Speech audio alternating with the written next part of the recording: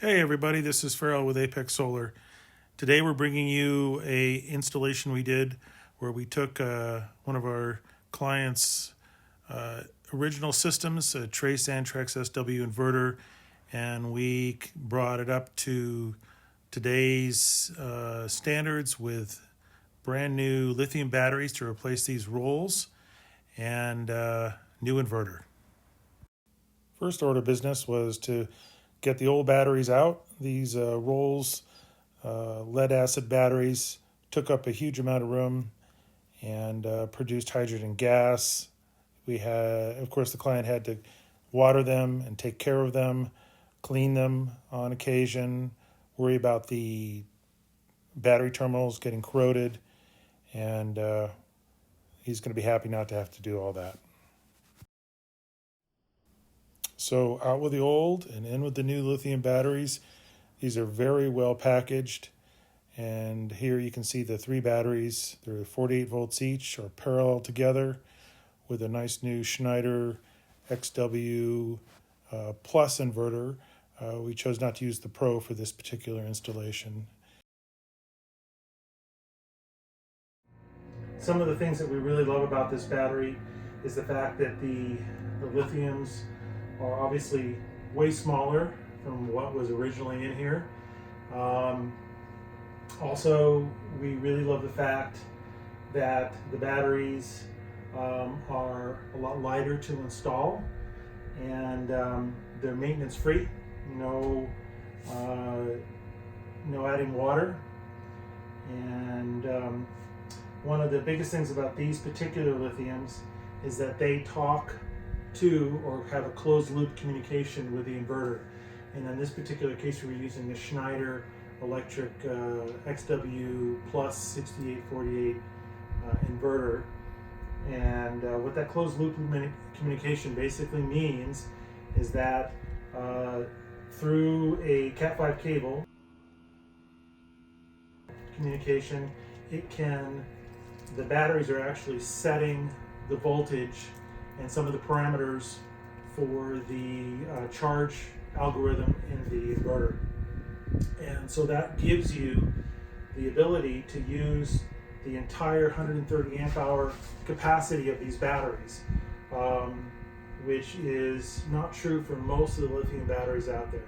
You'll find that they'll promote the battery at, say, 100 amp hours as an example, and of that 100 amp hours you may only get 80 because it can't discharge the battery all the way down or charge it all the way up for fear of triggering the internal BMS, which is the battery management system for these batteries, and it would then shut the battery off before the inverter had a chance to shut itself down. And then it gets into a communication back and forth, and you may have to reset these manually, and the customer doesn't want to have to do that. So, of course, the other obvious thing is you do get the full capacity of the batteries. So that's one of the things we love. Each battery has an on-off switch, and this is also how you would reset it.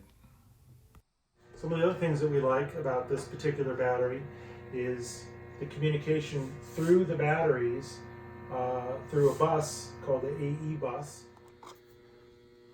and that's the battery's own communication bus. So all three batteries know that they're connected to each other and that they are all going to receive the same information from the inverter.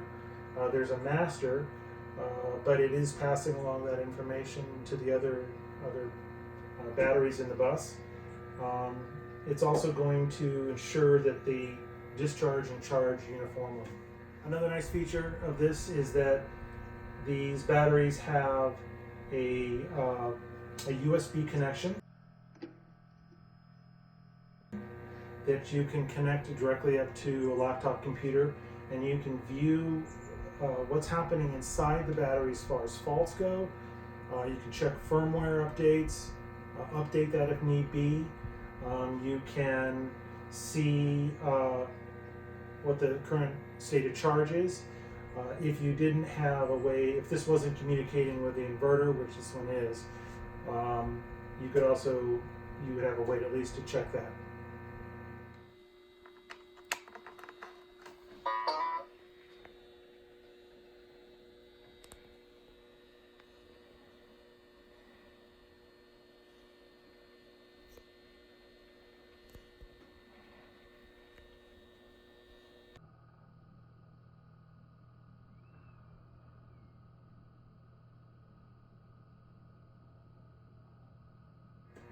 On this particular setup, we used a couple of bus terminals to allow equal length cabling between the batteries in the inverter, which is important.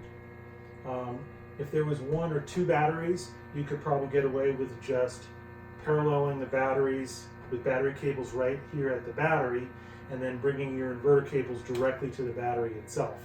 In this case, when you start getting to 3 or more of these, we definitely suggest going with a battery bus like this to combine all the positive and negatives, and then you can see we've connected the 2 inverter cables right here. And finally, here's one of the best parts about this lithium battery is you can incorporate it into the system, and it actually shows up on the system control panel for the Schneider inverters. Here you can see we're working our way down to the AES battery menu, and you can see that it's showing the state of charge and the battery voltage, and that's coming directly from the battery. We've been doing off-grid solar for 20 years. If you like what you see, like and subscribe, and let us know if there's any topics you'd like us to cover in the comment section.